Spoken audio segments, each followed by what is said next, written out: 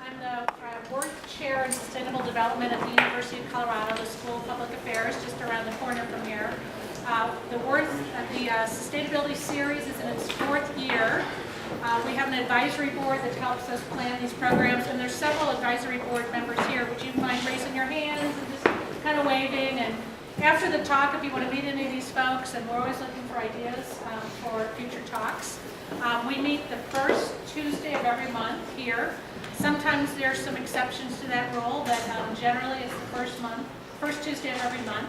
So try to put it on your calendar. If you give me your card or sign up back there, you'll get on our email list, which isn't that obnoxious. I hope it isn't.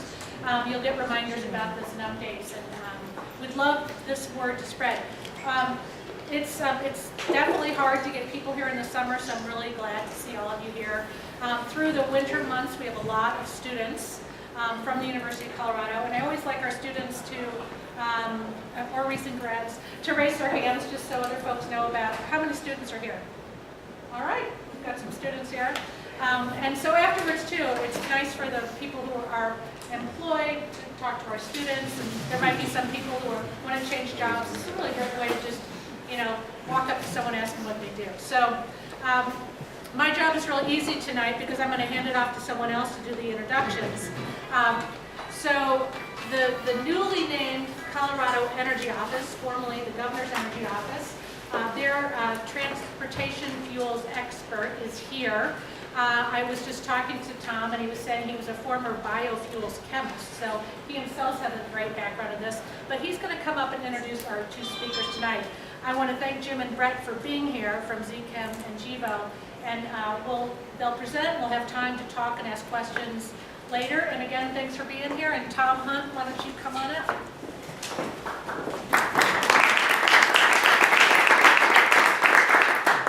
Thanks, Alex. So, as she said, I am a former biofuels chemist, and in that role, in terms of framing what we're going to talk about this evening, I want to go way back in history to 2006, 6 years ago, long time back. It's actually when I started working as a biofuels chemist, and the reason I think that's interesting is it was a very different fuels market then in terms of what you look at in biofuels. There's really 2 main products. You had ethanol, you had biodiesel. They were made from virtually the same processes, from plant to plant. There was not a lot of creativity there. Almost all of the plants used the same feedstock. So you had ethanol you're making from corn, biodiesel you're making from soybeans or canola largely. There was not a lot of flexibility there. But that being said, there were a lot of successes. So in 2007, we had the renewable fuels standard. It was passed through the federal government, mandating 36 billion gallons of biofuel by 2022, which is a lot, 36 billion gallons. It sounds like a lot, and it actually is a lot. That's about 12% of our current consumption of petroleum right now. We have blends of up to 10% ethanol now. You can put 5% biodiesel in diesel without any labeling at all. In the state of Colorado, we use I would say about 5 to 6% of our transportation fuels right now are biofuels, which is a fair amount. That's about $350, $400 million a year that we are just spending on biofuels instead of petroleum. That being said, we're here at the sustainability series, and there were a lot of sustainability questions to that. And a lot of them you guys are well aware of. You have the kind of food versus fuel debate that came out of using solely field crops to make these fuels. But also the business model wasn't really sustainable. When you have one supply side, so you're getting your supply only from soybeans or only from corn. You have one demand side, you're only going into diesel or you're only going into gasoline. You're kind of getting squeezed on both sides. So business-wise, environmentally-wise, perhaps there was not a ton of sustainability there. But then you flash forward to now, so 2012, a whole grand 6 years later. And there's a lot of different things happening, especially in Colorado. There's a ton of new fuels companies out there. A ton of new biofuels companies, and they're all looking at different processes. It's not just companies making ethanol only, or making biodiesel only, and making it only from soybeans. They're looking at new processes, they're looking at new feedstocks, they're looking at new products. There's a lot of good reasons for that. You add that flexibility in there, and all of a sudden you have a better business model, and you're providing a lot of better benefits to the society as a whole. So at the Energy Office, we look at 4 main metrics: in jobs, cost, security, environment. And I think these new types of fuels really kind of check those off pretty well. We have jobs. Obviously, both these companies that will be talking tonight are providing jobs here in Colorado. Lower consumer costs. When you have flexibility in what you can make and how you can make the fuel and where you can supply it, you're going to have lower costs. You're also clearly going to provide a lot more energy security in that the more options you have, the more flexibility you have in the fuels that you supply, the more security you're going to have in your energy. And environmentally, I think that is a big question that people dealt with a few years ago with biofuels is what are the real environmental benefits there? And a lot of these new companies, Cibo and ZeaChem, are spending some time looking at that. What are our real life cycle analyses? What really happens to our fuels in terms of what they do? So that's, I think, why it's important to be here and to be talking about that. There's still a lot of questions we can ask. We can ask, what are the life cycle analyses? We can ask, how does this business model work? What are the markets to be looking at? Why is it useful to have new markets for bioproducts? One of the things I was just talking about with Brett was the military is one of the big boosters of biofuels right now, and that they're really looking at advanced biofuels. Why is that? What benefits do they see there? Why are they investing in that? So those are kind of some of the questions that I hope these guys will talk about. We'll see. I'm not going to spend much time talking about the companies because you want them. You're here to listen to them talk about it, not me. But Brett's standing up, so we'll have him go first. Brett Lund is the Executive Vice President and General Counsel of Gevo, and Secretary, right? We wear a lot of hats. Yeah, so he has a lot of hats over there. He works at Cibo. He was just recently named the Best Corporate Counsel in Denver by Denver Business Journal. So we're in the presence of a recognized legend. But he's worked at a lot of companies, a lot of biotech companies, a lot of innovative companies as their corporate counsel, working on IP stuff, working on corporate strategy, things like that. He has a lot of experience in this area, and so this is Brett Lund. I'll let him talk about it.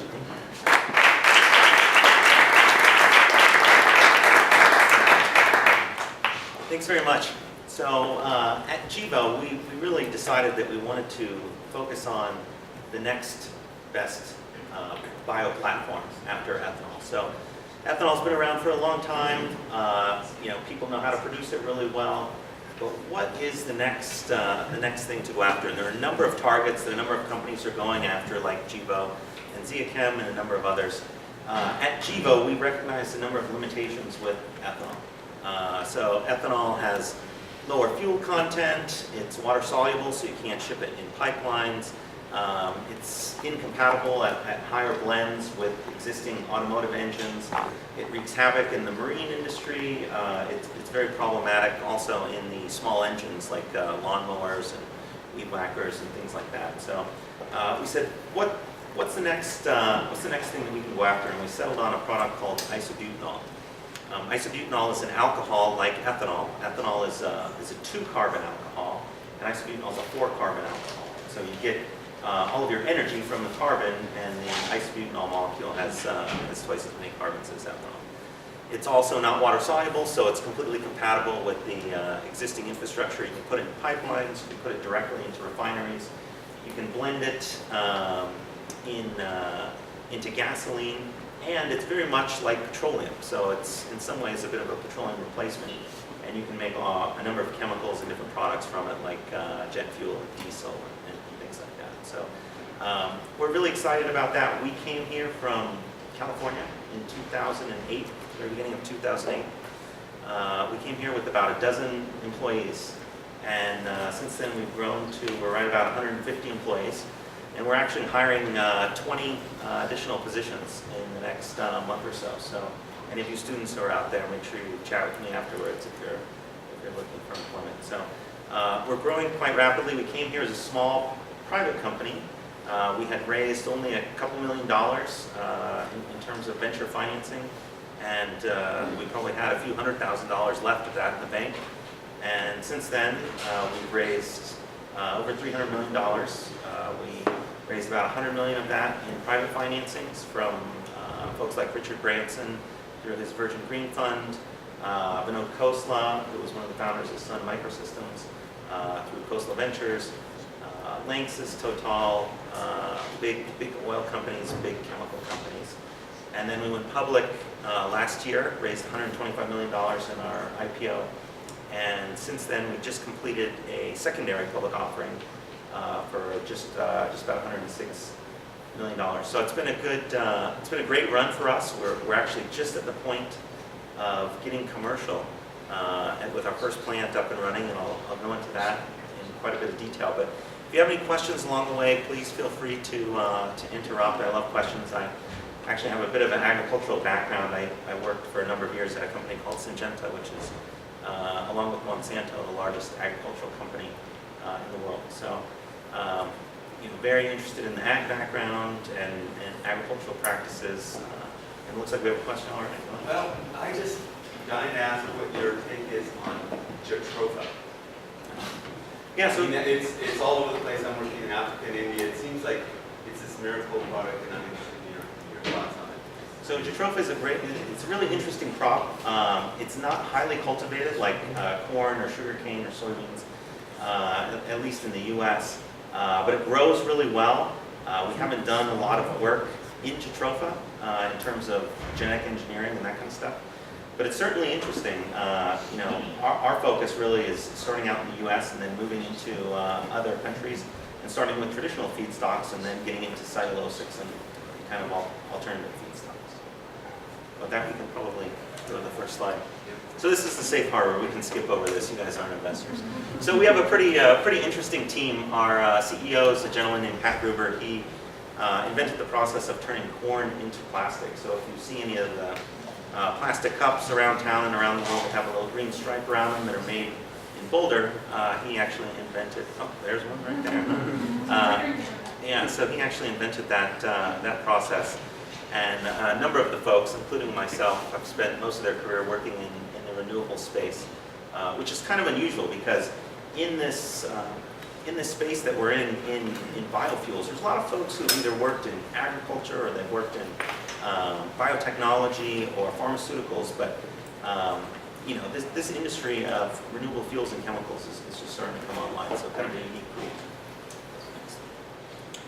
So this is a map of what the process looks like today to make petrochemicals. So we start on the left and we either pull petroleum out of the ground or we go offshore and pull it out at the bottom of the ocean. And then once you pull out crude, you basically process it through all of these different pathways and you can make all kinds of products. And so on the top we have the hydrocarbons, which you can't read, but it's gas, diesel, and jet. And then these are all of the different chemicals that come out of petroleum when we make it. So this is how the industry works right now. And we can click one more time. What we do is we actually come at it at a different route. So instead of pulling petroleum out of the earth, we start with CO2 and sunlight. And so all of the carbon has to come from somewhere. In our process and in renewables, it comes from CO2. And so CO2, sunlight, you make plants, you harvest the plants, and you convert the plant material into a certain product. In our case, it's that molecule right there, which is isobutanol. And so we skip this whole first step of the petrochemical process. We come in right here. And every box that you see that's turned green are all of the petrochemical products that we can make from renewable resources using isobutanol as a platform molecule. So what I think you'll hear from Jim later on is that platform molecules are the way to go. We absolutely agree with that. Our platform is isobutanol, and we can make 100% of all the fuels, gas, jet, and diesel. And then we can make roughly about 40% of all the chemicals that you can make from petroleum. So this is kind of a comparison of the renewable process versus the petrochemical process. So you hear terms like wellhead in the petrochemical industry, and that's where they pull their carbon out of the ground. Our carbon actually starts from plants, and we designed our technology to work on a number of plants. We already had the question about Jatropha, and we're happy to use Jatropha as a feedstock. In the U.S. here, we're predominantly involved in corn, and then all around the rest of the world, we use alternative feedstocks. We actually just signed a deal in Malaysia to use wood and woody feedstocks out there. And then we can use sugar in Brazil and other feedstocks throughout Europe. So that's our wellhead, is agriculture. And you may hear the term cracker. So once you actually bring in petroleum, it gets cracked into all these different products. We use a slightly different thing than a cracker. We call it a biocracker, and it's yeast. It's a naturally occurring microorganism that currently is used to produce all kinds of products, everything from wine, beer, distilled spirits, to bread. And ethanol for that matter. And so we take yeast and basically reprogram the yeast. And instead of the yeast making those products that I just mentioned, we reprogram it to make isobutanol, which is an alcohol, just like beer or wine, that has a few beneficial properties in the fuels and chemicals markets. And then this is what we call our separator. So one of the big problems when you're making an alcohol is that you also make a lot of water. So you need to separate the alcohol from the water. And in the alcoholic beverage industry, you can do that through distillation, which works well, but it's an expensive process, especially when you scale it up to enormous size. So we developed a proprietary separation unit. We call it GIFT for Gevo Integrated Fermentation Technology. And basically, it's a really interesting way to pull out isobutanol as it's being produced. So one of the problems with butanol is that it has a really high fuel concentration, much higher than ethanol. And so when it's being produced in the yeast is eating up sugars and excreting alcohol, just like it does in any other process. The alcohol, in this case isobutanol, that's being produced is actually toxic to the yeast because it's so fuel rich. And so our separation system pulls it off as it's being produced and has a couple of other tricks. So these are really our two big changes. We use a different yeast and a different separation system.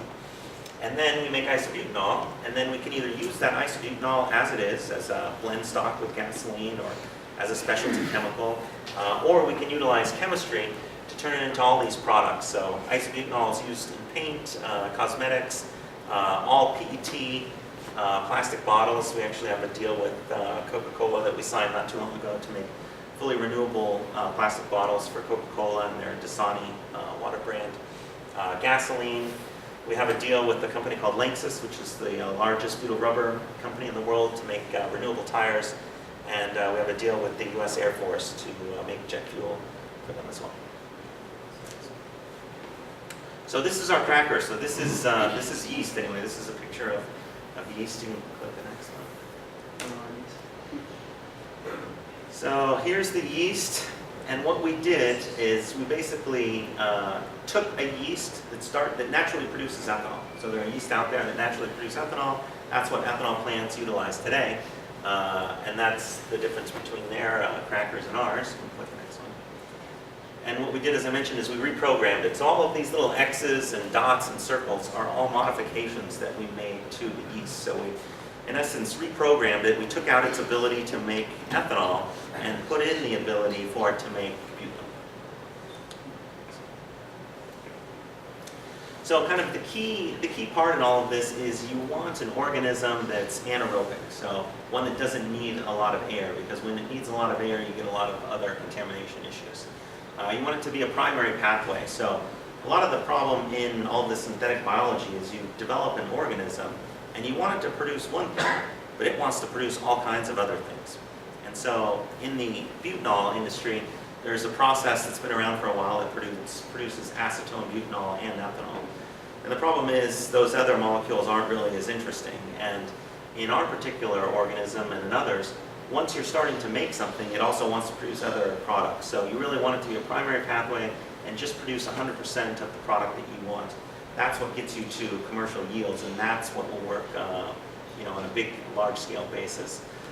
So we genetically modified the organism, and the idea is do as little as possible to change what's already out there. Drop it into existing capacity. And so what we did is just took a yeast that's very similar to the ethanol one, except it makes isobutanol. So that's the first part of the technology, is the yeast. The second part, as I mentioned, is separating the butanol from water when it's being produced. So this is a schematic of a standard ethanol plant. And what we wanted to do is utilize all of those assets, because ethanol plants right now are having a hard time. Ethanol margins are not great. They're actually losing money. It was a huge rush to go out and build tons of ethanol plants. The prices go up, they make lots of money. The prices go down, they go out of business and lose money. So what we said is, let's utilize all of those assets. And if you click it one more time, and then we'll add our separation system. So really, that's the hardware change, is what we call our GIFT system. And it's just a separation system that we add in. We reuse all of the other stuff in a standard ethanol plant, and we just drop in our yeast as opposed to the ethanol yeast.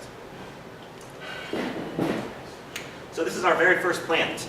It's in Luverne, Minnesota. It was an ethanol plant up until about a year ago. And this is exactly what it looked like when we purchased it. And great ethanol plant, so it's about 20 million gallon ethanol plant in southern Minnesota. And all we do is we add this little building that you see on the end there in the corner. And that building houses our GIF system. And then we drop in the yeast, and that is now a retrofitted ethanol plant that can be used to make isobutanol. We actually started up the world's first such plant in the first half of 2012, and when it's fully optimized, it'll be producing 18 million gallons per year of isobutanol. And we've actually sold out our first 2 plants, this plant and our next plant, before either of the plants even started construction. So there's a huge demand for the product. And this is, you can go ahead and click to the next one. So this is actually a real live version of what that addition actually looks like. And it's so tall because we utilize gravity as part of the process. So we actually shipped our very first isobutanol out of the plant today. Actually, I just finished up my quarterly earnings call with Wall Street before coming out here, and there was a lot of excitement about it because that product will be going to folks like Sasol for use in the solvent industry for cosmetics and for paints. Some of it will also go be converted into jet fuel for the U.S. Air Force, and then others of it will be used to seed other markets like the gasoline market. So the question is, great, you can make isobutanol, fantastic. There's a lot of people who can make renewable products, but can you do it cost effectively? Because we all know there are a lot of folks who can make great renewable products, but if they cost a lot more, that's a really hard sell. We found it's really difficult to get what we call a green premium and actually have people pay more than the petroleum counterpart. So if you take a look at this dark blue line up here, this is the spot price for isobutanol according to ISIS, which is the industry measure for that price.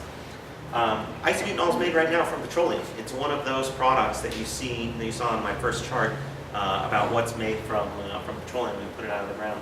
And so this light blue one is the actual cost of making petroleum-based isobutanol going back to 2007. And so you see they make a pretty good little profit there. And then this green line is our cost to make renewable isobutanol.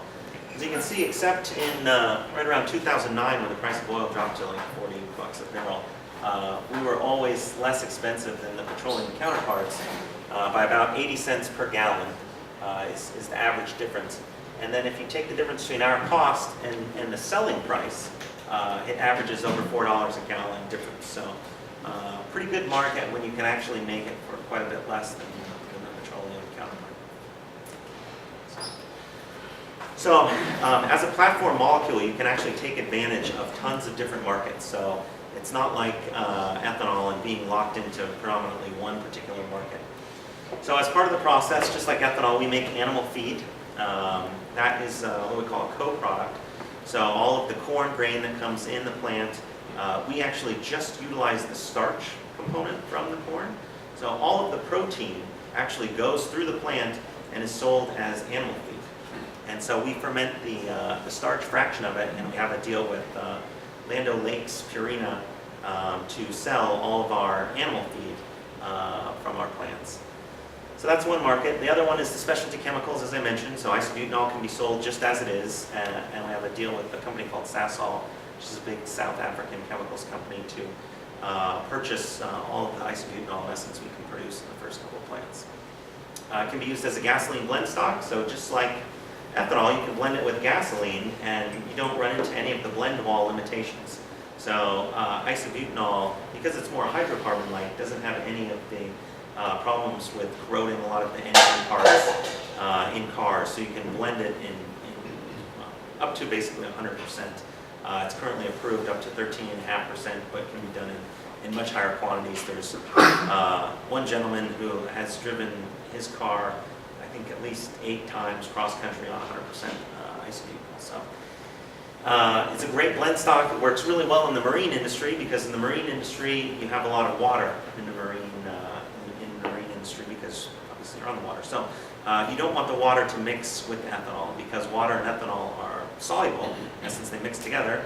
If you've ever had a mixed alcoholic drink, you've seen that. If you've had like a gin and tonic, the gins are alcohol, tonic's your water, mix them both together and you get a gin and tonic, which is great if you want a gin and tonic, but really bad if you want ethanol, because it mixes with water and produces watered down ethanol, which is terrible. And then also automotive. And then what we call the C4 market. So this is actually for making products like butyl rubber for tires, which I mentioned earlier, and a number of other chemicals. And then jet fuel is one of the more interesting ones out there. So the military has been a big backer of renewable jet, and I'll talk a little bit about that on the next few slides. But then also we have a deal with United Airlines. United Airlines signed an agreement with us to buy 1 billion gallons of renewable jet, which unfortunately we won't be able to make that for quite a while, but it's a great endorsement for us to use at O'Hare Airport, their hub for their jets. And then Richard Branson, one of our investors, wants to run all Virgin Airlines on renewable jet fuels. So the next market for us is paraxylene and PET. So PET is a really interesting market because a lot of the water bottle, a lot of the water producers have been coming under fire recently because people have said, well, it's not very environmentally friendly to take a product like water, which can be used without all this packaging, package it up in products made from petroleum, and now you have all these petroleum products going into landfills and hurting the environment. So you may have seen some of Coke's recent bottles. They call them a plant bottle, particularly in their Dasani water brand, and then also in Sun Chips and in Heinz ketchup bottles. Those bottles are made with up to 30% renewable PET. And so what we do is we actually enable 100% renewable PET. So that's why Coke was really interested in working with us and signed a pretty exciting deal to use 100% renewable PET. And then this last one that you can't see here are hydrocarbon fuels, which are really just completely renewable hydrocarbon fuels. So we can actually make a fully renewable gasoline. So instead of a blend like ethanol where you blend in up to 10% ethanol with gasoline, we can actually make fully renewable gasoline. So this is a little bit more on the supply chain. I think we covered most of this in the last slide, so you can skip this one. So this is our commercialization strategy. So the strategy is really to start with specialty chemicals. So in all of these markets, the way to think about them is, as you would imagine, gasoline blend stocks is the biggest market, because gasoline is a huge market, but it's a huge market with the smallest margins. Specialty chemicals, smallest market, but highest margins. So when you're just starting up and ramping up your production, and you only have a limited number of gallons of capacity, it really makes sense to go after products like this, and then get into the fuels market, butyl rubber, paraxylene, and jet.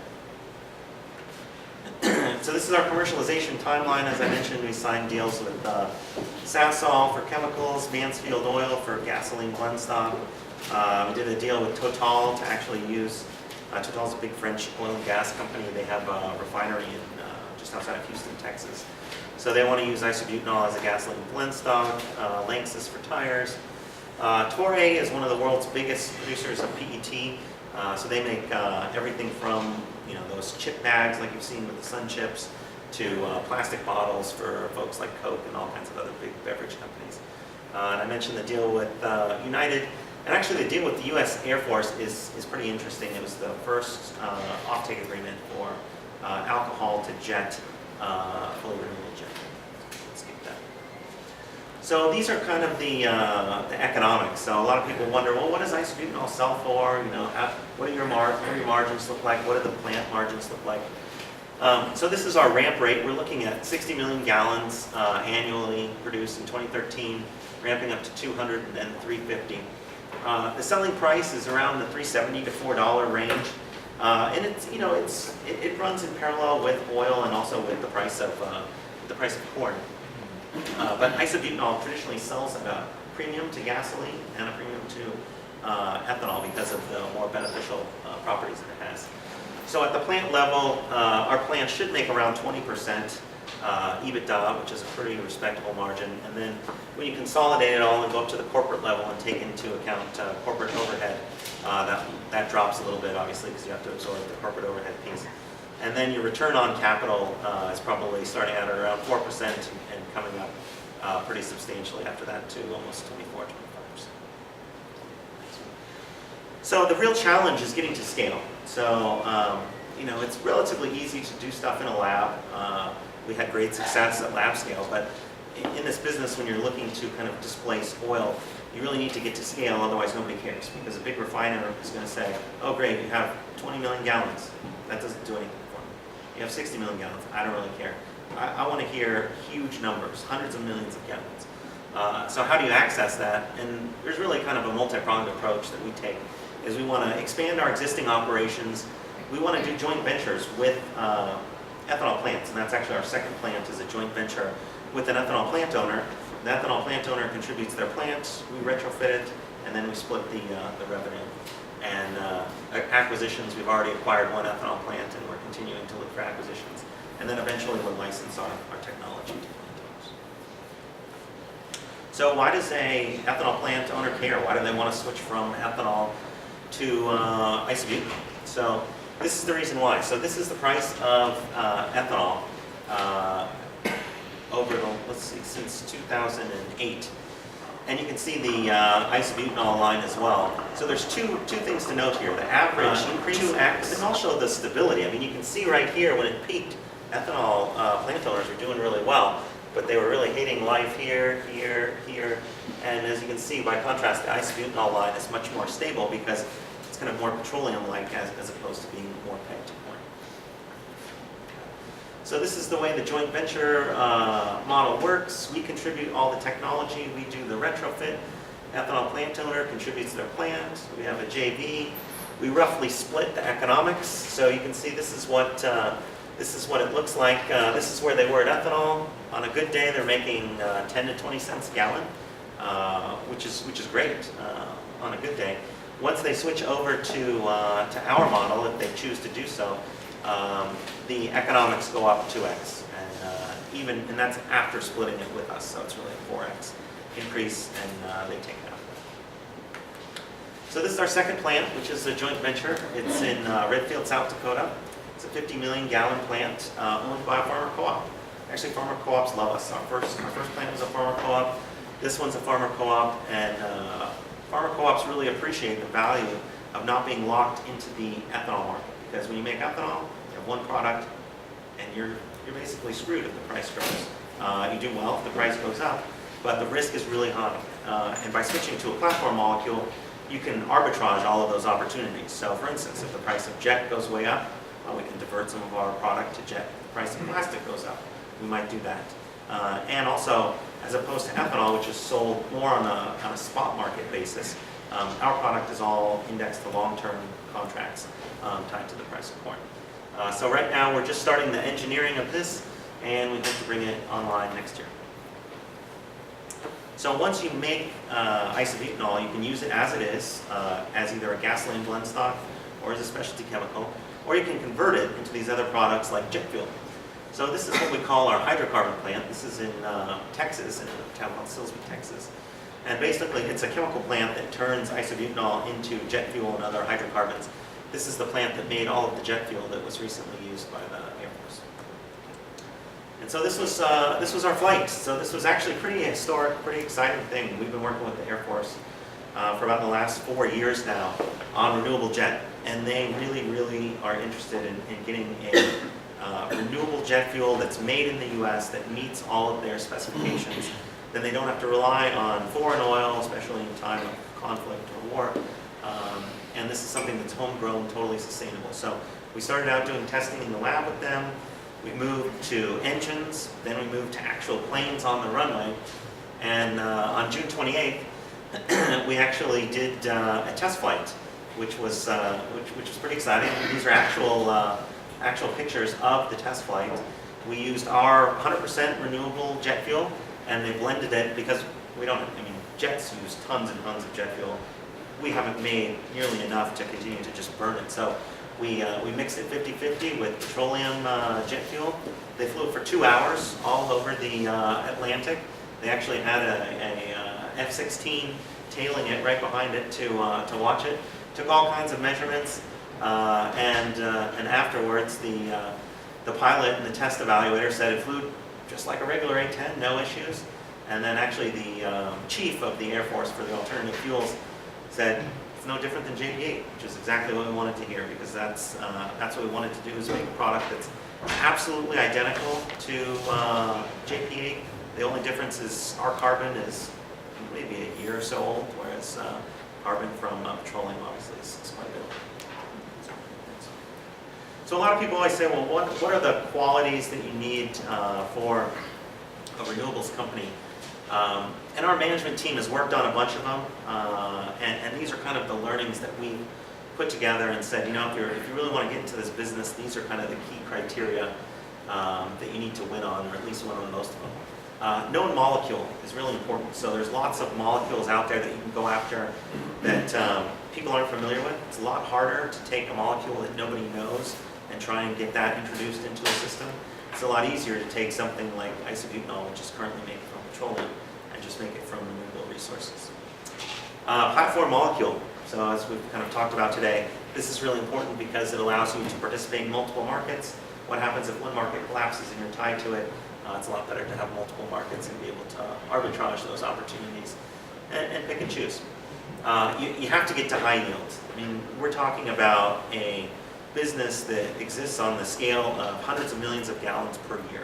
So any kind of yield improvement dramatically changes your economics, and without a high yielding process, you really can't get to the cost structure that you need. Supply and demand, you've got to make sure you have a product that's in demand, because you can make the greatest product ever, but if no one wants it, it's a really tough sell. Capital intensity is really, really important.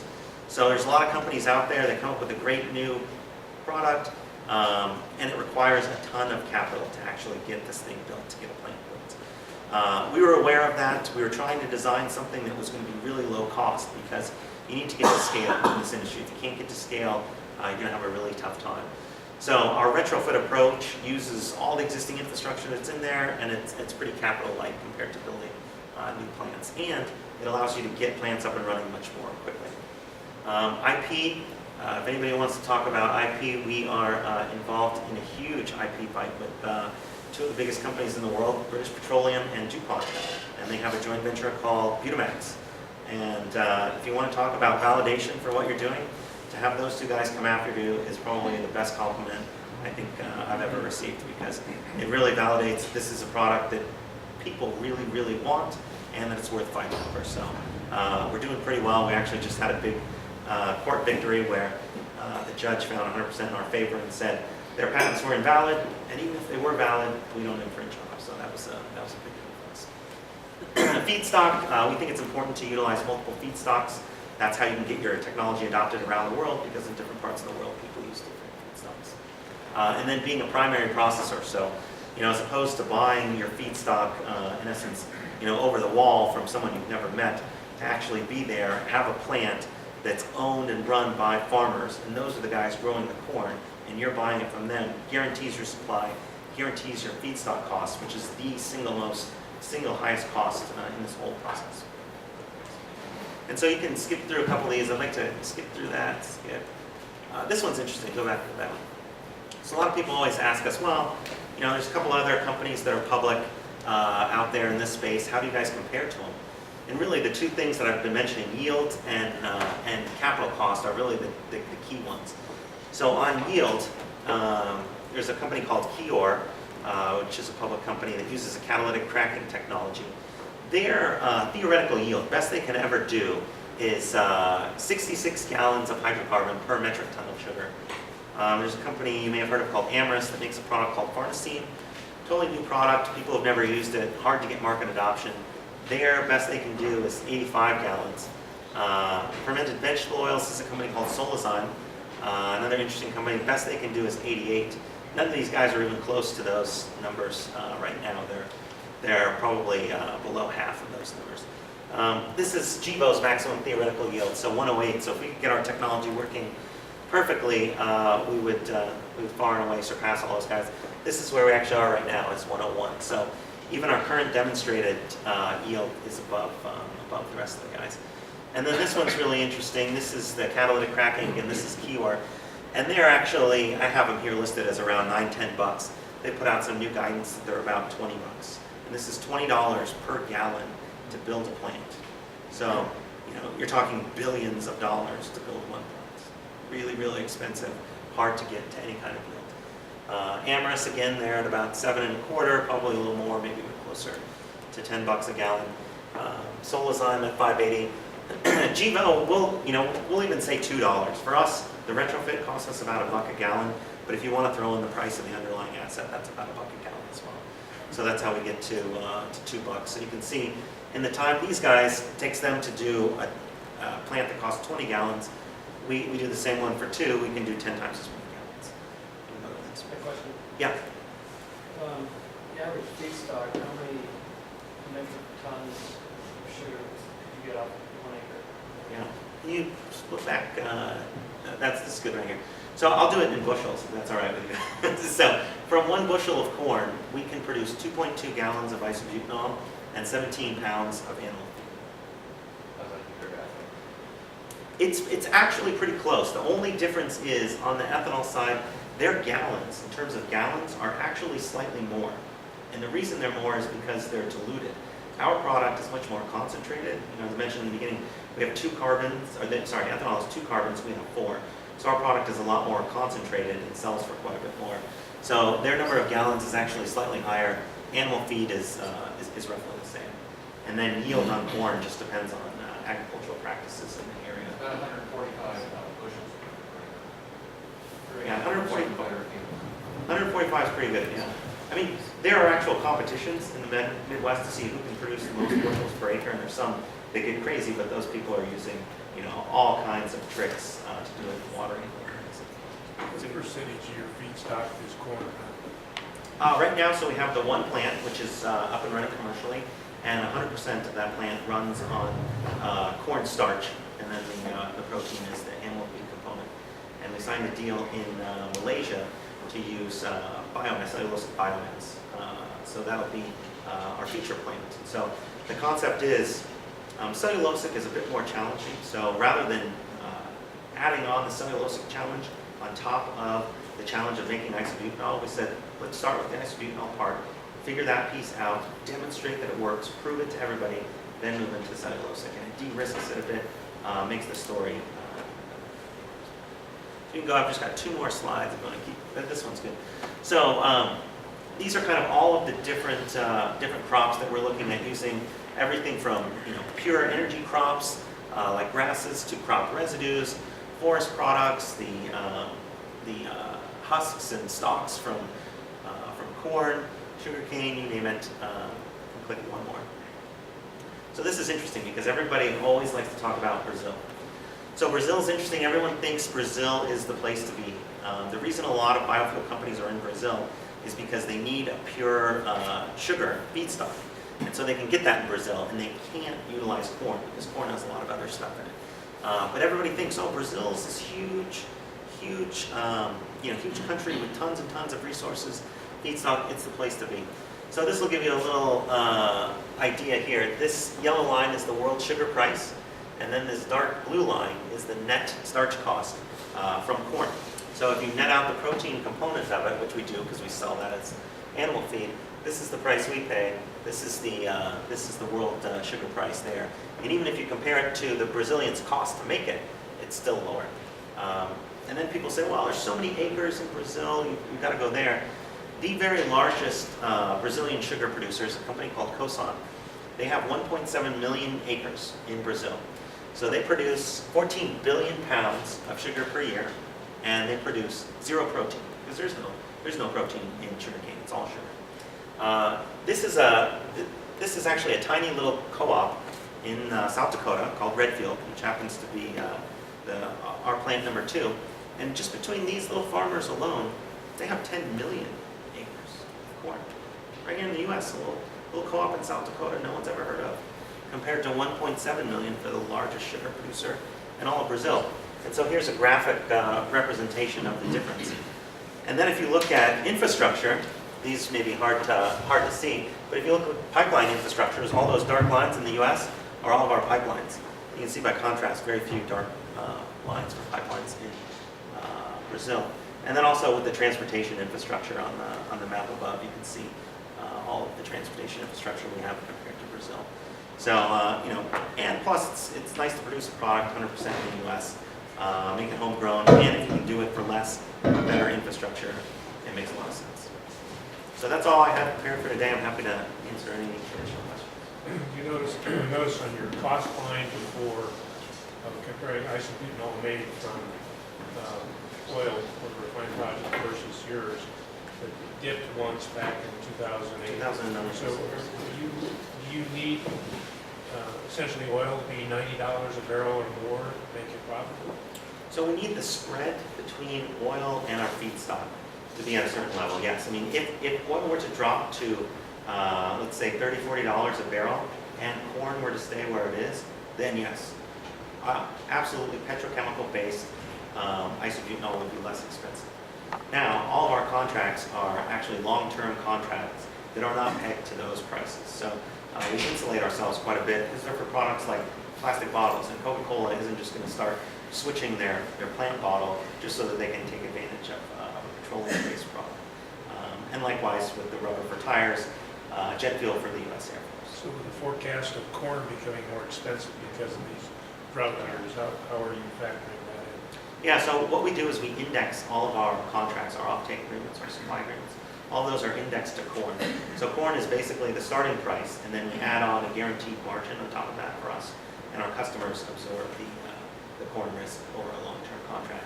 And they actually like it because it gives them much more stability than if they were pegged to oil, because the price of corn, even though it does go up and down quite a bit, it doesn't go up and down nearly as much as yes. Could you please comment on algae as a feedstock of biofuels? Sure. Yeah, absolutely. So algae is interesting. The company I mentioned, Solazine, uses algae. They use it in what I think is a better way than a lot of other folks. They kind of utilize it as their catalyst in their fermentation. So really what they're kind of doing is a fermentation utilizing algae. Algae is great if you can get it to work at commercial viability. The problem is, I've looked at most algae companies out there, and I haven't seen one that can get it to work in any kind of commercially viable way. They can get it to work for certain products, like Solazine right now has realized that their cost structure is really rough, and so they're focusing on the cosmetics market.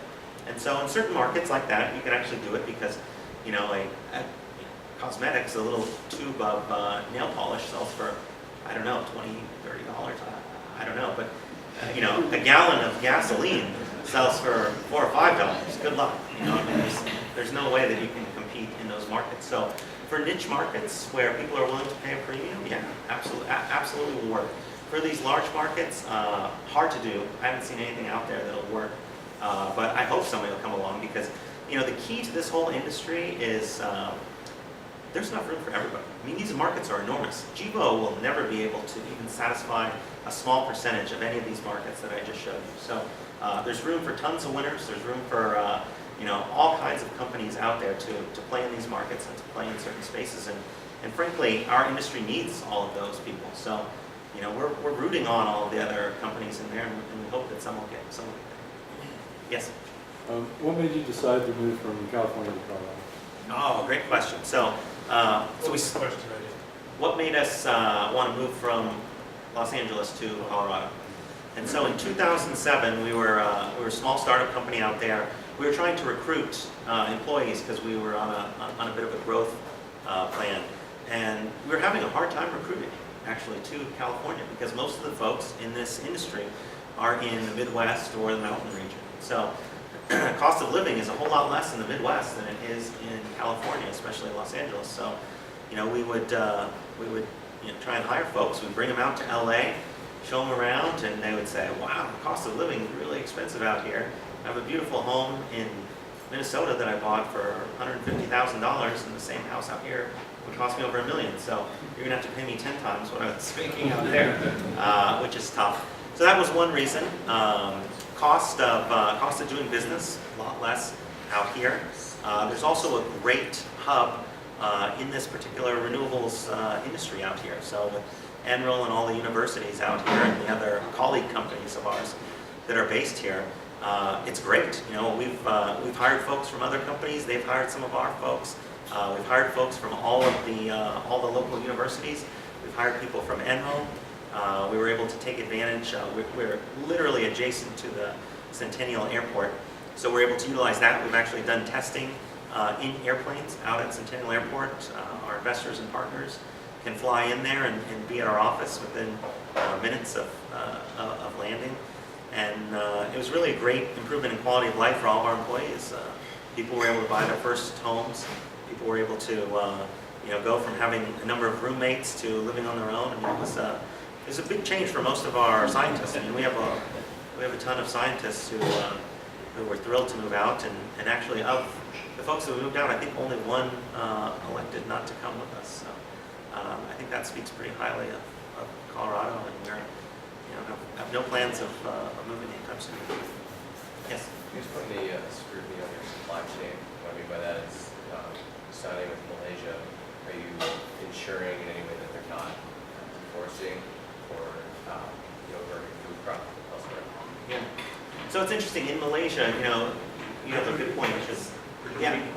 So the question is, when you go to these other places, how do you ensure security of your supply chain and making sure that things are done right, and that they're not in essence pillaging different things and kind of subverting the goal of being there. So what we did is we actually partnered with the Malaysian government, and we found that was really the best way to do it, because they can actually ensure access to all of the feedstocks we want. They can ensure that they're grown in a sustainable way. And it's a great hub for going to Southeast Asia, which is a huge area for chemicals and has a high appetite for renewables. So the way we do it is we partner with the folks who actually have the ability to go and do that, and with all the local government people there. And then we monitor it, because our product has to be produced according to our specifications and with this supply chain that we require, and we do a lot of it on the agricultural side here as well.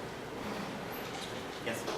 Do you expect this year's drought to be more of an opportunity for you by opening up more corn ethanol infrastructure, or more of a threat because of the futures prices?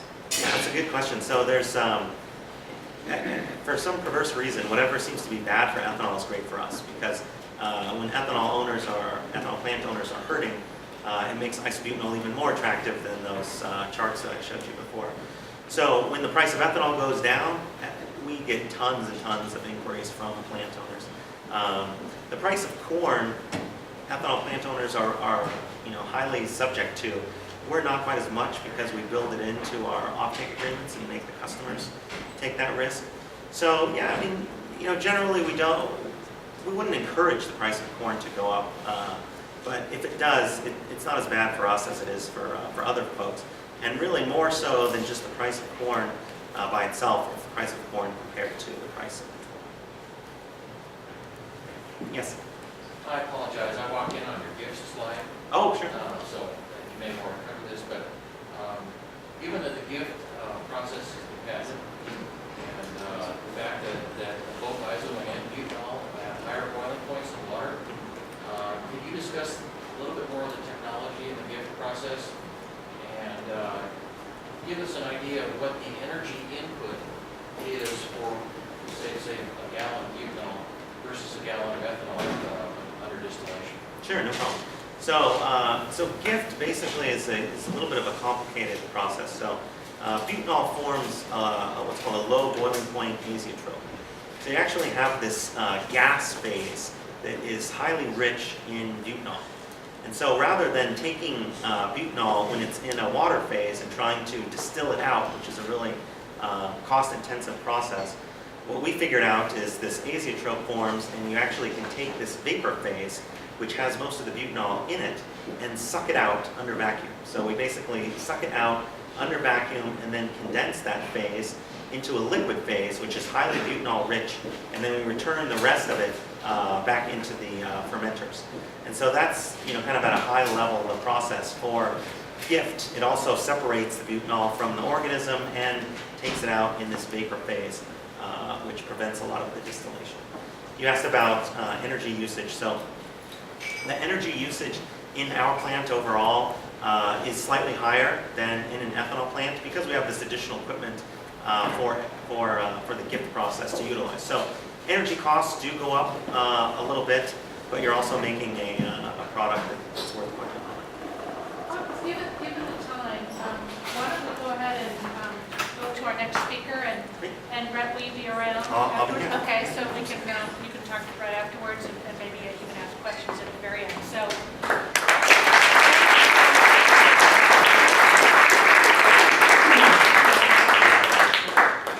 Yeah, so thank you, Brett. Our next speaker, Jim Imbler, is the CEO and President of ZeaChem. He has a lot of experience in a wide variety of energy industries, from petroleum to coal to energy marketing to kind of entrepreneurial startups. A lot of experience that goes to now making biofuels. Jim?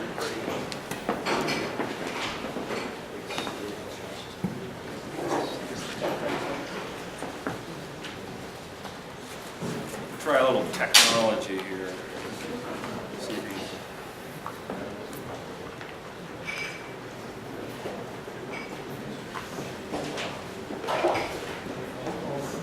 if anybody wants to get a beer? What do you want first? I want the presentation. Yep.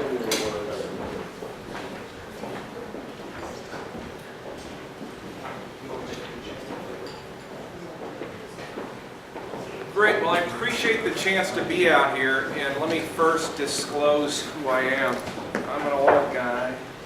I've worked in nuclear power, heavy gas, heavy chemicals, coal, all the bad things where you have protest. And I'm glad to say that after spending most of my career with the DOJ and the EPA, it's nice to be in a place where the only acronym I need to worry about is the IPA. So, and I'm also a part of the Koch family, so the Koch brothers, worked for them for many years. So I bring a different spin, but it's interesting that on the previous speaker, we see a lot of things the same way. Now, I come at it from a commercial standpoint. What I'm going to talk about today is dual green. And dual green is the concept that was really kind of coined by a colleague of mine, Carrie, over here, who's an environmentalist and believes in green. I'm a capitalist and I believe in green. And I think that the combination of the two of us is what's really going to change, because until you can make money being green, nobody's going to be green. Okay?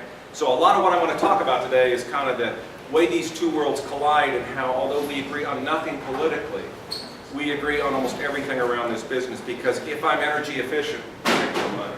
If I use less feedstock, I make more money. If I have a sustainable feedstock that doesn't cause problems, I don't have the government cause me problems, I make more money. So a lot of what I want to talk about is a little bit different than last speaker. I'm going to try to give it a little bit different spin and talk much more about the sustainability and what makes a business work. Okay. So what is dual green? Well, efficiency drives cost and sustainability. And something you'll hear about me relentlessly is efficiently. When you're in the refining business, which is a tough business, but you may have, they have refiners that make 1 million barrels a day. That'd be 50 million gallons a day. So when we talk about these biofuel plants of 50 million gallons, which is a big biofuel plant, that's one day at some refineries. Efficiency is everything. You're obsessed with points of efficiency. So if you can move a refinery 0.1%, you made a big deal. So I came into this business with a focus on efficiency, and we'll talk about how important carbon efficiency is from a feedstock point of view, but from Carrie's carbon footprint point of view. If we don't waste carbon in our process, we've got a better carbon footprint. So it's interesting. There's another good example of how efficiency is both capitalism and the environment. Next. We want to focus on all segments of the biofuel chain. There were some discussions, I thought great discussion around the corn ethanol market, and I thought it was captured right. You have one feedstock going in one product, probably the worst combination you can have. And so you need to focus on all aspects of the value chain. One of the things that I think people have missed out in biofuels, especially folks like us that are non-food cellulosic, it's all about the feedstock. You would never build a refinery where you don't have crude oil. That's why most refineries you see are either on the water or they own the pipes that come to them from the local crude areas. You don't see many refineries that have figured out where the crude's coming from. So you don't build a biorefinery without knowing where your biomass is coming from. And then you better be able to make multiple products. Again, you don't want to be in that one-trick pony type of conundrum. And I think the truth about green is while everybody says they want green, almost nobody I've met is actually willing to pay for it. And that's not bad. That's just the way life is. And so the concept that we have is that if you can be green and compete against brown at the same price, you will win the tie. And we'll talk later about Procter & Gamble, who's one of our key partners. They actually did this study. It was a great study. they love studies. You know, they test everybody and everything. And something like 97% of the people, if they went to the shelf and there was a green toilet paper or a green shampoo or whatever it was, would buy the green, but 3% would still buy the brown. And it's not that, and they, you know, they try to normalize for all the qualities the same, everything's the same. No, 3% would still buy brown. So I would argue that 97% of the times we can win. 3% of the public, we can't win. But that's what's going to happen. And our goal is if you can make green at the price of brown and make green money, that's a good business model. So let's talk about feedstock. Wood is the new oil. Wood is good. We love wood. There's a couple reasons we like wood, and I'll talk quite a bit about it because we're not in that whole food versus fuel debate. Don't want to be in that one. Those are really ugly debate because neither side really has a great set of facts, and so it becomes opinions. We just stay out of that. We use stuff you don't eat. You know why? Because it's cheaper. Being a capitalist, I like cheap feedstock. And wood is kind of renewable, and we'll talk about that. And it's got some very interesting aspects the way we use wood. So, as a primary feedstock, we like it because we use dedicated energy crops. We have a low-cost fixed price. We have long-term contracts, and with our first plant, we have forest, I can never pronounce it, Stewardship Council certified, which means it's been certified that it's being grown in a way that's sustainable. And the reason we like wood is that I'm a Kansas boy, and grew up in wheat farming state, farm background. The problem with farmers is none of them ever agree on anything. And so when you put a plant in an area, they're not going to necessarily grow what you want when you want it. They're going to grow what they want. Then you got a bunch of contracts, you got all these hassles. We have one contract with one commercial forest that supplies all of our feedstock for our plant. That commercial forest is owned by pension funds, insurance companies, things that have very long-term outlooks. In fact, for those of you who think about retiring, a lot of the people that own this forest we're working with are going to be paying your check. And they're worried about paying that check, so they want a long, they're not a farmer thinking about every year I'm going to change crops, I'm going to switch what I'm doing. No, they're thinking about a 30-year term. So it really works well for what we're trying to do, because what I want is long-term price security. The speaker earlier talked about volatility. Volatility is a wonderful thing. When I used to run a trading organization, I love volatility. For people who try to support a family or fill up your gas tank, volatility is not always your friend. So there's a lot of biomass options out there. We're not, we coined the phrase kind of we're feedstock agnostic. We love them all, but we use wheat straw, we can use sugarcane bagasse. That's what's left with the sugarcane after you take the sugar out. Switchgrass, corn stover, eucalyptus. We love eucalyptus. It grows, we have hybrid poplar, which I'll talk quite a bit about. That because it's freeze tolerant. Once you go south of the freeze line, eucalyptus grows like weeds. Anybody been out to San Francisco, seen all the eucalyptus? They grow, you can't get rid of them. So phenomenal growth rate. And this shows you kind of a new vision of how you might think about trees. This is a DOE funded study. This is what we call coppice trees. Those are 3-year trees. You have kind of a harvester, so as an old Kansas boy, it's a corn harvester with a really cool head on it. It's a lot tougher because it chops the tree off, chews it up, chips it up, puts it in the truck. The truck goes right to the factory. So literally, you use that day's growth. And the thing we like about this is that if you think about that farming approach, you're going over land, you're chopping the tree off, but these trees resprout. So I always have to explain to people about resprouting trees, but in Colorado, people actually know what an aspen is. And we cut them off when they're young and they grow. You cannot kill the things. That's what the poplar's like. So we cut them off at the harvester, and then they just grow back. Now, Carrie likes that for, I don't mean to pick on you, Carrie, but she likes the sustainability and the carbon footprint and all of that. I like it because it's no work. And the secret to making money is don't do anything. Because everything costs money. So if you think about that harvester coming through and harvesting, the next time he comes back is 3 years later. There's almost no work. The tree root is already there, it re-sprouts. It's like cutting your lawn every 3 years. It's a great deal. It's very carbon efficient. Hybrid poplars take very, very little fertilizer.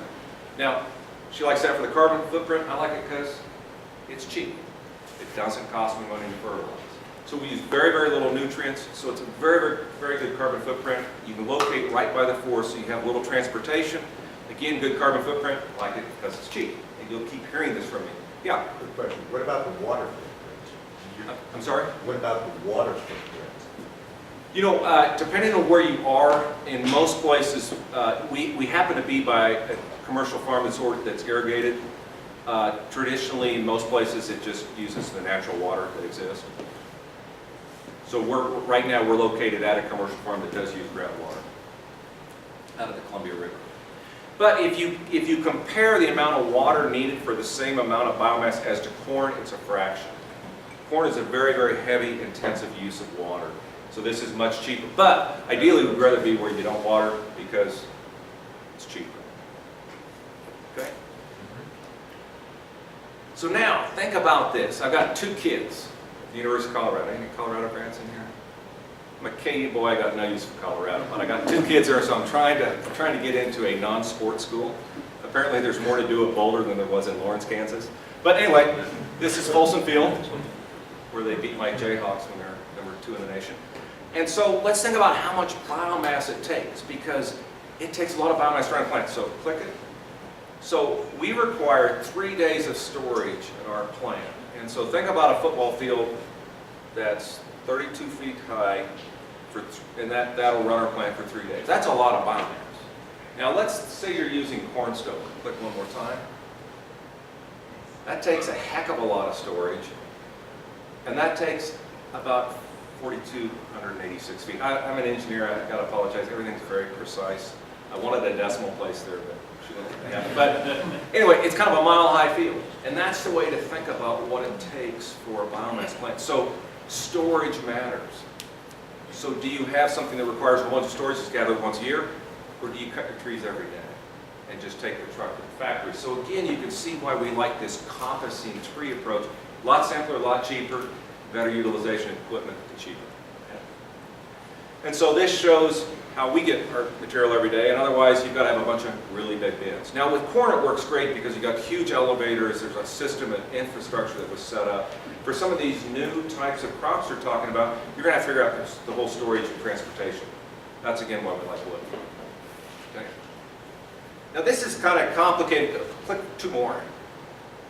But one of the things to think about biomass and sustainability is what's the density? And so this is a way to think about it in your own mind that, like with corn, those are green dots, I don't know if you can see them. You have a lot of plants, but not much biomass. If you have timber, you have not many plants, but big chunks of biomass. And then with some of the coppice poplars that we use, this is what it looks like after a couple years. So every time it grows back, it actually grows back bigger because your root system's still there. So you have dedicated, one of the things we're doing, and I was asked to talk about some of the programs, we've been very fortunate to receive a number of government supports, kind of what I call the ideal hand up, not a permanent handout, but it's a BCAP program where we're doing some experimentation with our commercial grower, and this is a tree that's going to be a big lumber tree, and in between it, they grow our bushes. And so what it allows you to do is eventually these trees get really big and they squeeze this out, but you're using all the land all the time. We like it because this is kind of free land, which makes it cheap. Okay? And so this is an experiment we're doing, and it's a USDA grant to help us get those planted and established. And if it works for us, it'll work for other people. So other people are going to go cellulosic, and our theory on biomass is that biomass is not a sustainable competitive advantage. We can be ahead of the pack, but everybody's going to copy what we do. So that's why I think these types of assistance make sense, because although they're maybe helping us, eventually it helps everybody. Okay, so let's think about timber versus coppicing. Remember what we do is coppice with the harvester. So with the timber, it's kind of funny. You got a 15-year harvest, I guess. Yeah, harv. So if you're an owner, every 15 years you get a check. In some trees, it's 30 years. I always wonder, like, who gets the bonus check for planting the trees that 30 years later turned out to be good? Do they call you up and say, hey, I know you're retired, but you did a hell of a job 30 years ago. Want to send me this big check? I don't think they do that. But with our program, every 3 years, there's a check coming in. So if you're an organization or corporation, and a lot of these forests are corporate owned, there's nothing wrong with that. You like this type of approach because it takes the volatility out. Now they know what they're going to get. And so you can see how you can put together coalitions of there's a lot of private ownership of trees too. This is a very attractive thing because this is really cool if you have a lot of money and you can take the risk. This is a lot better if you're like most people. When we think about biomass, and I thought it was interesting, one place we don't really like either is South America, because we don't like Brazil. Brazil has expensive sugar cane, and I absolutely agree with that. There's this perception that everything's free in Brazil. No, they kind of pay world prices too. But there's some interesting places further south in Chile and Argentina that have a lot of eucalyptus trees that we're very interested in. But as you go around the world, we kind of see this model of a big chunk of each plant will be dedicated sustainable energy crop, and then a smaller chunk, maybe 15%, will be whatever residuals are in the neighborhood. So at our plant, which I'll show you later in Oregon, it's right by a tree farm, but we'll use wheat straw residual because it's there and it's available. But you can't pull too hard. If you pull too hard, you raise the price and you also hurt the land. And so around the world, you'll see that we're doing some work in Australia, and it looks like eucalyptus trees, and then there's a lot of wheat growing down there, wheat straw. So it's a very replicable model around the world. Okay, our process, feedstock flexible. We have both a biological and a thermochemical conversion, and we make a whole bunch of different products. And I'll talk just a little bit about what our basic technology is on the next slide. We do everything real simple. We're not real bright people. We probably have fewer PhDs than any other biofuel company in the space. I don't know whether that's good or bad. We're mainly engineers and guys that came out of the chemicals and refining business. And so our whole model was a little bit different. And I think that this idea there's a lot of room for a lot of people, this is a huge space. I mean, there is a lot of crude oil used every day. 80, 90 million barrels a day in the world. So nobody's going to take it all. But our trick is that let's use things that exist.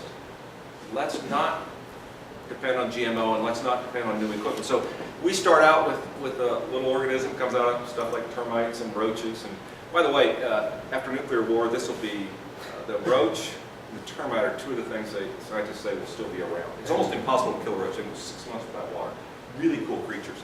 But anyway, one of the things that makes them cool is this acetogen that's inside of them. And what that does is it takes sugars, mixed sugars, in harsh environments and converts it to acetic acid, which is a basic chemical building block. I'm a building block kind of guy.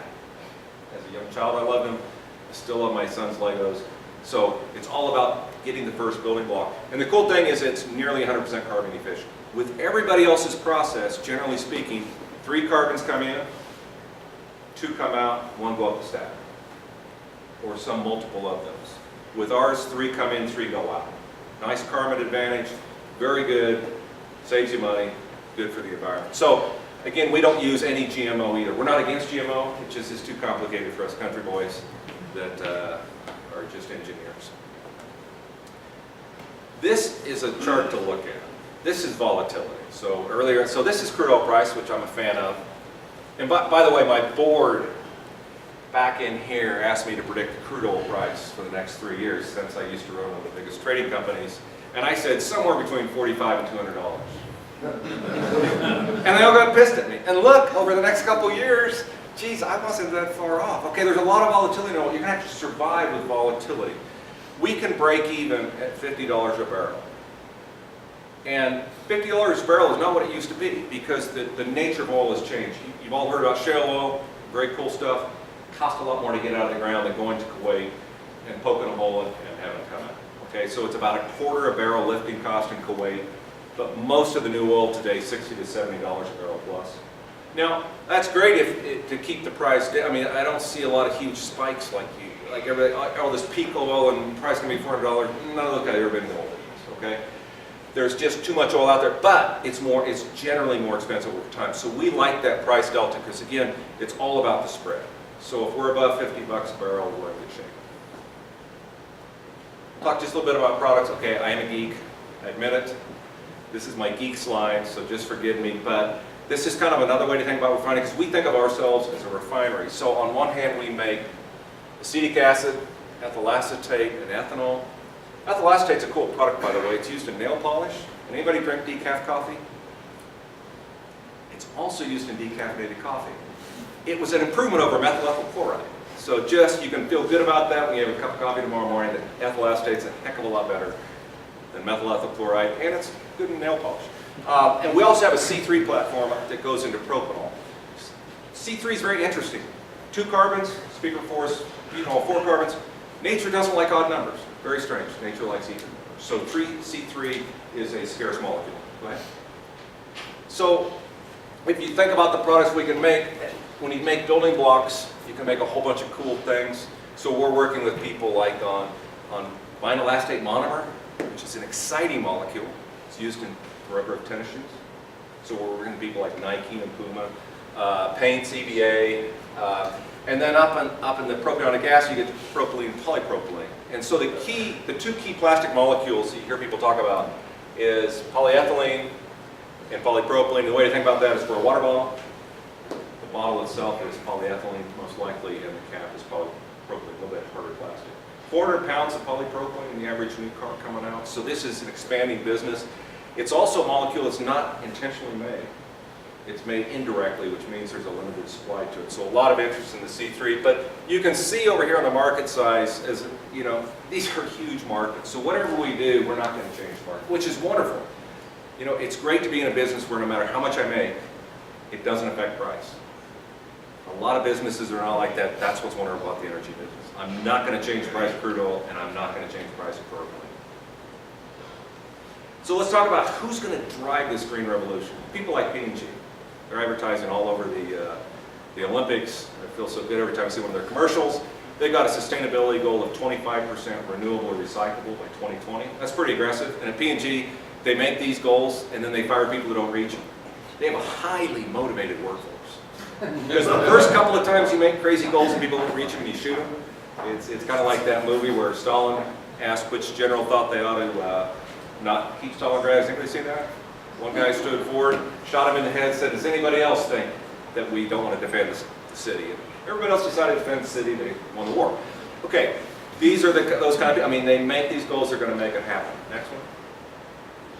And so they did a search of about 100 companies, and they looked at us for some weird reasons, because they're into sustainability. They looked at highest yield. We're 100% carbon efficient on fermentation, nearly 100%. They like that. They like the product flexibility, feedstock flexibility, proven technology. And we're working this project. We've done the lab work, now we're scaling the pilot. We do everything kind of the old-fashioned way. We'll show you that, and that's what gets businesses built. But there's a lot of companies like that. Coca-Cola is being very aggressive. And these are people that will buy product and guarantee you some volumes. And that's important for a young business. We've got to have some guaranteed volumes. Chrysler is another partner of ours. They're actually kind of interesting. In fact, my dream is, everybody see the Clint Eastwood Chrysler commercial? Yeah, Chrysler's going to give us a car that we can drive around. I want Clint Eastwood to come out to our plant. And then my life would be complete. I just want to hear him say, make my day one time. But anyway, he could make my day, but their goal is to accelerate the development of fuels. There's also a lot of our applications into the automotive industry. And so it's good to have people like this. That all car manufacturers are not evil. I mean, there's a number of them that would like to see, you know, these car guys are building a lot of flex fuel vehicles that nobody's putting flex fuel in. They're kind of pissed. So you can kind of understand their point of view. Hey, we're spending money to build flex fuels, but nobody's making flex fuel. Or there's no stations that have flex fuel, and so they're trying to promote it, and that's good for us, it's good for the space. We also have an AFRI project, which is another USDA project. It's alcohol to jet. We're just starting the building right now. In 2013, we'll be making jet for the military and for the Navy, and then ultimately diesel for cars. This will give our biorefinery, which you'll see in a bit, the chance to make so many different products. Again, not only to prove out the products, but to prove that biorefineries can be just like rural refineries. Rural refineries make about 127 products. Okay? We won't make that many, but we'll make a half a dozen in each plant, which is kind of interesting. By the way, back up just one thing. This shows it takes a village to get a government grant sometimes, so these are the people that are involved with this on our grant. It's kind of a cool deal because we're the technology people, but you have the colleges that are supplying talent, and there's the land-grant colleges that are doing the feedstock. And so it's really a cool program because it's a holistic way of trying to think about the business versus just one piece. Again, this is a value chain approach. Although I'll tell you what, these meetings are just crazy for me because I'm kind of like, you know, let's get on with this a little bit type A here. And they have a little bit different view of life. But anyway, good stuff. Project execution, old-fashioned way. You start out, you get funded, you got a lab. In fact, we got a lab in California, which is kind of a riot because of the earlier discussion. I would totally agree, except for one thing. San Francisco is the best place to run a lab. You have people from all over the world. It's like we got the UN there for our lab. You don't have to pay them anything because they don't want to leave. I mean, everybody wants to stay in San Francisco for about 10 years. They want to live 6 in a house. And they love that. And then when they get about 10 years into the business, say, and they get married or something, when they have kids, they say, this sucks. And then they want to move to places like Denver. But we love the lab. When the company started out there, I said, you can't grow a business there because no engineers are there. There's no people that build things there. There's not the climate. So our corporate headquarters out here, and it works quite well. Lab did about 5 gallons per day. Did a pilot work out here. If anybody's heard of Hazen, it's in Golden, Colorado. Phenomenal metals and mining company that supported research for metals and mining. They moved into biology. And the way to think about Hazen is, you think about a lab where people have their little coats and glasses and all that. At Hazen, they got hard hats and steel-toed shoes because in the mining business, a lab project is huge. Mines are a huge thing. So really neat. We were able to put that together a couple months. This is our plant that was, first phase was finished last year. The second phase is almost finished. We'll talk about that, 250,000 gallons a year. It's a real plant. It's got storage tanks to sell stuff. One of the issues we have with the DOE is we're going to sell our ethanol, and that wasn't in our original agreement, so we're having some heartburn over that. But I think it's a good thing for us to be making product that we sell. You as a taxpayer should love that too. And then our first commercial will go right next door. This is just a picture of Hazen. Next. This is a picture of our plant. This is a picture of the new, another grant we got from the DOE for, takes wood to sugars. It's the first of its kind in the world with using this type of technology. Very, very cool stuff. And we've been very fortunate again to have a number of support areas for our plant. And that'll start up here in just a couple months. And this just shows you the demo plant. We're in a cool place because the tree farm is, you can kind of see right over here. We're on the water. We're right by a dock, which is cool because if you think about what corn ethanol did wrong, has anybody been in corn country? Have you ever driven through like Iowa? And you notice there's no people there. Okay, there's a problem. You built a plant that produces a fuel that there's no people, that it's not impossible to pipe. It's very easy to pipe ethanol. You just need a dedicated pipeline. That's all you need. But you got to get your fuel somewhere, so they had to go to the railroad. And railroads are notorious. Anybody a railroad person in here? I don't want to offend anybody. Okay, because I'm not in a public company, so I can say anything I want. Yeah, I feel so free, and I'm like a free man for a while. Railroads have the ability to take all of your money out of your business and still lose money. Okay, so that's why it's great to have a dock, because from this dock you load barges, you go all up and down the West Coast. I joke I can get from the North Pole to Terra del Fuego. Okay, I probably won't travel that far. I'll probably just do more like Seattle and Portland and maybe San Francisco, but it's great access, very cheap. So it's a very good place to have everything. It's all right there. This also happens to be the export location for wheat straw from that Oregon area, which is kind of cool because we didn't realize when we were going to build a plant here that right over here is a couple of companies that have been exporting. Hey, they export it to like Japan and Korea and Kuwait. So it's kind of a nice price setting mechanism, so we get it a lot cheaper being here than sending halfway around the world. So anyway, great place for a location. And with that, we're going to try one piece of quick technology here. If you can plug this into your speaker, into a sound source. I've never done this before, but as an entrepreneur, I'm undaunted. If I get these apart, it'll be even better. There we go. And can you turn your speakers all the way up? It's okay. It could work. Okay, go to the other thing. And what I want to show you is, people are always concerned that nothing actually ever gets built. So I wanted to show you our plant getting built. And I'm saying I wanted to, I'm not saying I will. Oh, you're kidding me.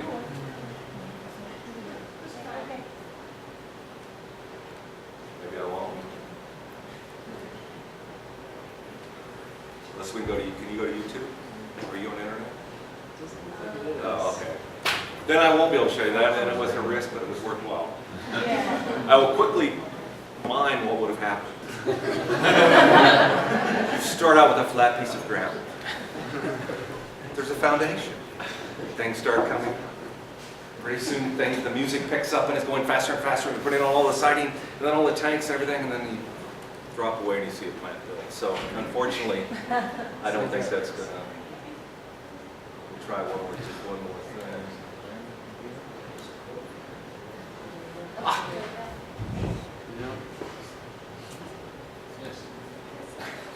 All right. There we go. Ah, there we go. Can you put it on big screen? This may work after all, and you can tell me how my demonstration went. I don't think it's doing anything. Oh, can it start? Right. Right. Okay, there we go. Now hit right there. Oh, down below, right there, yeah. Oh, okay. Well, sorry. We tried. We almost had a movie premiere. It was really cool. Anyway, thank you much.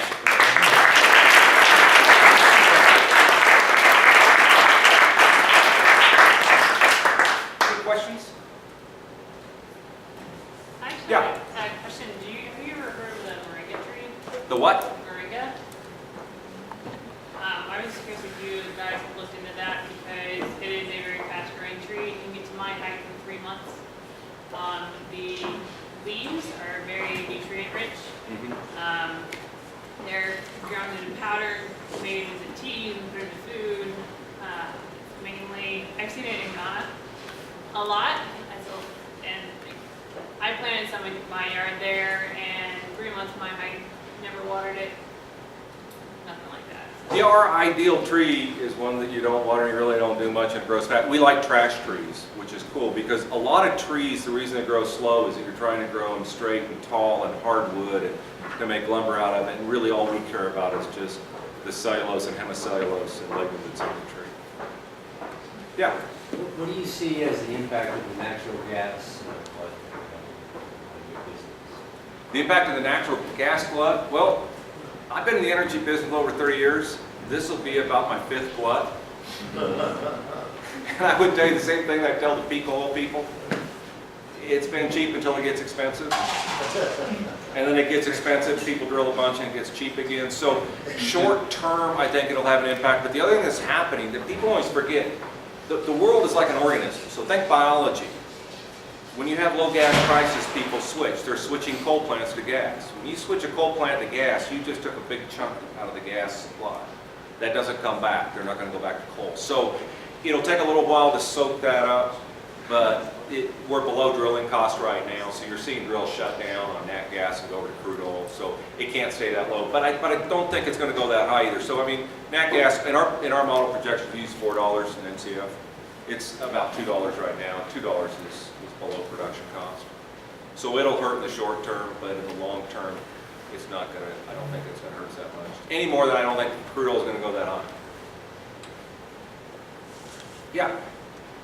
You're basically making acetic acid or vinegar from Very good. gasified biomass. That's your first tier product. Yeah, from the fermentation Right. is As I understand it, you could go on from there. right. And you could conceivably make ethanol from that. Is that correct? No, we actually, we have a C2 platform, and we have a C3, and we actually have a C4 platform, but we always have, our goal is you got one in the lab, one in the demo, one commercial. So we would make that a different way. You can convert molecules, but that gets kind of energy intensive. So we would actually go to a different, again, our whole scheme is naturally occurring organisms with very high carbon efficiencies. And the way you get to high carbon efficiency, if you make an alcohol directly, there's no way to do it without making CO2. So if you make the organic acid, then you can make that on the fermentation route, which is very efficient, and then you have to add hydrogen. And that's why we have the petrochemicals to add the hydrogen. Don't you get the hydrogen from separating the hydrogen from the syngas? From the lignin, yeah. You take the biomass, the sugars get fermented very efficiently. The lignin, you gasify, you split out the hydrogen, it's a small molecule, and you burn everything else for power. So we end up with, we do everything on U.S. tons. I'm still a U.S. boy. So we do about 135 gallons per ton, and if you're on a metric, you get another 10%, so it would be about 145, 150. And that's about 50% higher than most people, because most people are making the CO2, which is a byproduct. Yeah. What do you see about the potential for beetle kill pine for a feedstock? Oh, don't bring that up. I'm in Colorado, so we thought early on that that might be a great feedstock. The problem with it is it would be a great feedstock, except you actually can't get it. And it's really kind of what screwed up, little political commentary if I may, with our country, that you've got a resource there that I think everybody agrees ought to be used, but then people start fighting over what might happen if you used it. And so there's been a lot of environmental backlash against, if you got in to get it, you'd probably have to build a road, and they don't want a road built because then the road would be there, and I can kind of understand that, but it just seems criminal. You know, every time you drive, anybody goes up in the mountains, you see all that dead wood, you just think, it's just going to burn. But yeah, it would be, but we've given up, and I think that the state's kind of admitted that it's hopeless cause. Through nobody's fault, just a combination of weird things all working together to keep from having a resource like that usable. Anything else? You talked a lot about using wood. Have you looked at perennial grasses such as switchgrass? Yeah, we've looked at those. I don't have anything against switchgrass. My problem is I like stuff that exists because I don't like risk. And the problem with switchgrass is I got to convince a bunch of people to grow it. And one of the things I did for Coke, I read an ag group, and I learned a little bit about cattle. And if you grow switchgrass, people are going to probably graze it early. Anytime you have a grass, the first cutting or so is really better eaten. And so it reduces the amount of bone dry tons get per acre. Because the thing about biomass is you want to get the most bone dry tons per acre you can as close to the plant. Because it's a density thing. If you have to go very far to get the material, you start paying a lot more. It hurts your carbon footprint. But I have nothing against it if we had 50,000 acres of it, our plant would be using it. So it's a matter of, there's a lot of this chicken and the egg where people would grow it if the plant existed, but the plant can't exist until people grow it. And that's why we like wood, because the wood already exists. It's easy to acquire the biomass. I think later on, things like switchgrass will be much more interesting. Does the wood exist on a scale big enough? Oh God, yes. Supply enough? Yeah. It's interesting, people don't understand this. We're the Saudi Arabia of wood. North America, our second plant's in Canada. We're not actually using the wood that we should be using just to maintain there's what they call a wood balance. We're becoming overwooded, if that's a verb, because the demand has gone down, a lot of it has gone overseas, so there's a lot, especially in Canada, the pulp and paper mills are going out of business, which means everything's still growing. So there's a lot of spare capacity there that's not getting utilized that makes it a very, very interesting environment in North America. Now in other places, there's very, very little spare wood. So if you go down to Brazil, there's not much spare wood. That's why we're not that excited about Brazil. But in US and Canada, it's huge reserves. Yeah? So you showed a large product mix. What of that product mix, what is being made now? Or? Right now we're making acetic acid and ethyl acetate. We're bringing on the DOE units I talked about, and that'll get us to ethanol. And then we're bringing on another unit next year that'll get us to ethylene, linear olefins, and jet diesel gas. Linear olefins are just like bigger molecules, but linear olefins sounds so much more cool to say. So it's just chains. And then we'll bring on the C3 molecules there, which will get us into propionic acid, propylesters, propanol. Then the same units will go propylene, polypropylene, alkylate, which is a synthetic gas. So this will make a lot of different molecules at the end of the day. We will not make a lot of specialty chemicals because our goal is you make a base molecule, and just like Cibo, the minute you get it in somebody else's system, if somebody else has built a conversion unit, go in their conversion unit. Don't build another conversion. The world does not need another conversion unit. So as soon as you can get it to a brown conversion unit, it's great. And the key for that converter is if your green molecule looks just like a brown molecule, you can't tell it. So if it's isobutanol, it looks just like a petroleum isobutanol, the units don't care. They can't read the carbon date on the stuff coming in. So our goal in a lot of these is just provide the precursors and then send them to the downstream. So like I mentioned, a vinyl acetate monomer, which is kind of an interesting molecule for tennis shoes, we'll send it to the converters that we'll send the raw materials to the converters that make the vinyl acetate monomer, but it'll be all green. There's no problem with durability of that chemical? No. The chemicals are it's an interesting fact that one is green and one is brown, but they're the same. They're the ideal chemistry, the same chemistry. So ethanol is ethanol, isobutanol is isobutanol. It's a molecule with a certain number of carbons, hydrogens, and oxygens, and like you said, I mean, you can carbon date and tell a difference, but otherwise you can't tell a difference. Now, there may be some impurities that flow through your process. That could be an issue. So when you're making plastics, very, very minor impurities could screw you up, but that's not your target molecule. That's other impurities that may flow through your process. Yeah. So with that question, would you ever be making plastics or not? You wouldn't be making plastics at all? You leave that for somebody else to do? Yeah, we're like that, what was that company? We don't make the plastics, we make them better, Boardman or whatever. Yeah, we're a future Boardman in dreams. We make the precursor molecules that then people take downstream. Because that equipment already exists, and it doesn't care what you feed it.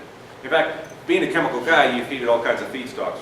And some are refining feedstocks, some are chemical intermediates, all kinds of stuff go into those units. Yeah. You implied a background with the Koch brothers and stuff.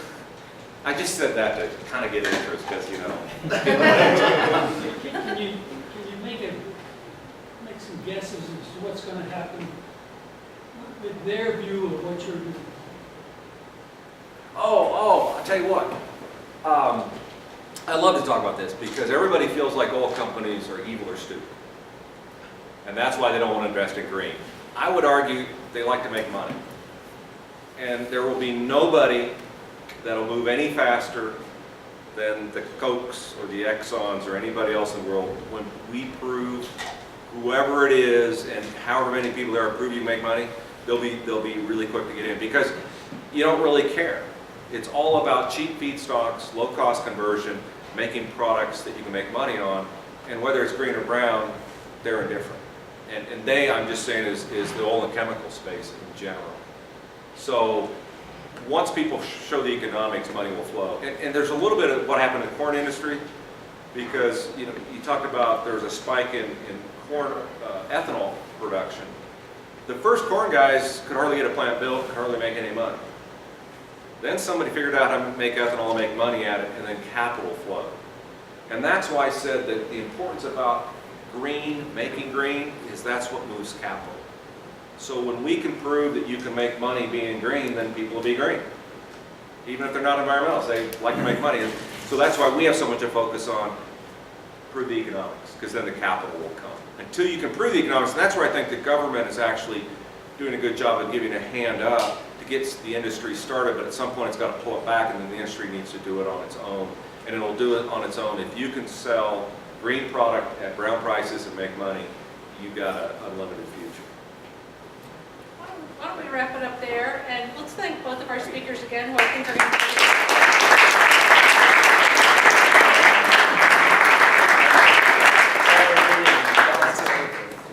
I can't figure out why they didn't work.